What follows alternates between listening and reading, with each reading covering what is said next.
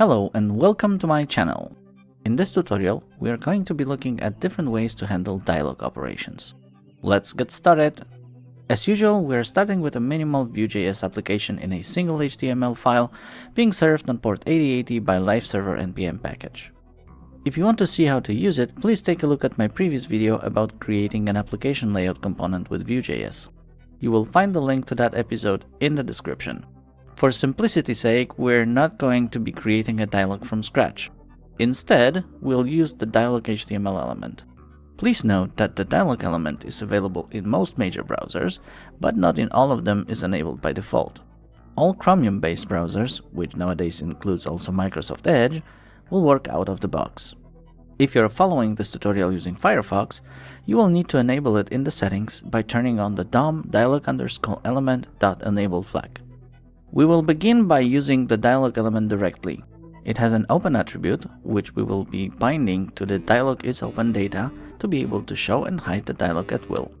Inside the dialog, let's display a message. As a second element, let's add a button that, when clicked, will set the isDialogOpen to false to hide the dialog. Obviously, we need to define dialog isOpen in data. We will also need a button that will show the dialog by setting the open dialog to true. Now that we have that working, let's wrap our dialog in a custom component. We will start by defining the template.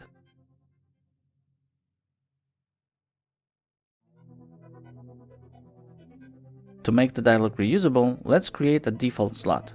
This will allow us to put any kind of content in the dialog itself. Our dialog will be equipped with a button to close it. However, this time, instead of setting a data field to false, we will emit an event that the dialog has requested to be closed. Now let's use our component in the main application template. Remember that when working with Vue directly from HTML without the use of single file components, all custom components must include a hyphen or a dash in their name.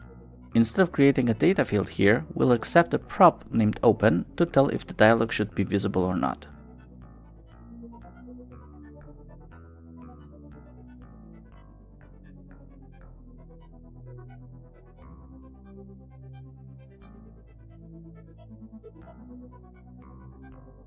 Now we need to react to the close event to hide the dialog. This type of dialog handling works most of the time. However, the dialog element also has an imperative API. This is very similar to the desktop frameworks like Java Swing, GTK, WinAPI, Qt, or the .NET platform. You will find the link to the documentation of those methods to show model dialogs in other frameworks in the description below.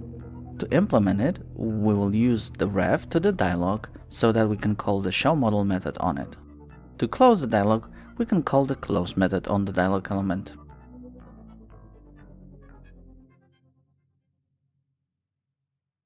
By moving the dialog visibility handling to the component, it is safe now to remove the artificial variable that has been determining if the dialog is open or not.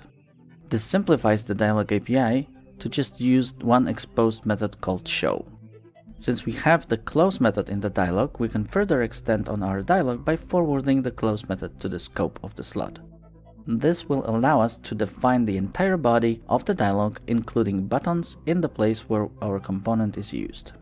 So our dialog is now fully configurable, including the fact how many buttons are in it. If we look at the other APIs, it is customary for a modal dialog to return some information about the user's choice. It means the open method is blocking, and only once the user has actioned the dialog, the program flow can continue. Of course, this would be impossible in JavaScript because we would freeze the whole page.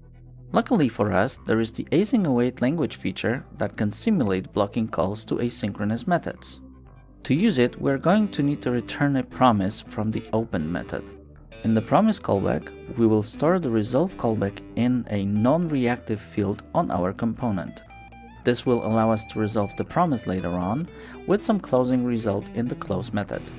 To avoid multiple resolution of a promise, we will set the callback to null once it has been called. Now let's use this new functionality. We will do that by creating two buttons. One for accepting the dialog and one for canceling it. All that is left to do is to change our application's open method to be async and await the dialog result. We will console log the result to see if it worked. As you can see, this kind of API makes for very readable code in the place where you need to interact with the dialog. If you didn't know, there is one more way to close the dialog, and that is by pressing the escape key. That way, the dialog will close, but our close method will not be called. To fix that, we can react to the close event sent by the dialog and resolve the promise with null, which will signify that the user has made no choice that we have defined. Of course, in real scenarios, a dialog as this would be composed of more elements than just a text and 2 buttons.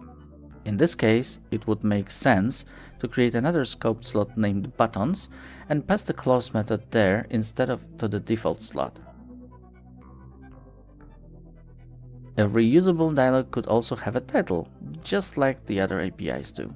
Please note that the API of this component makes it completely independent of the underlying dialog implementation.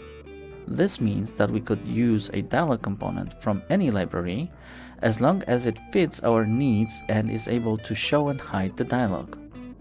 All that without changing the component's API, which makes it work like a proper abstraction layer on top of the implementation detail of the underlying dialog component.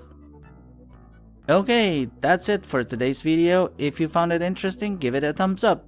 Remember to subscribe to not miss any new tutorials and click that bell button to get notified when new content is available. Till next time, bye bye!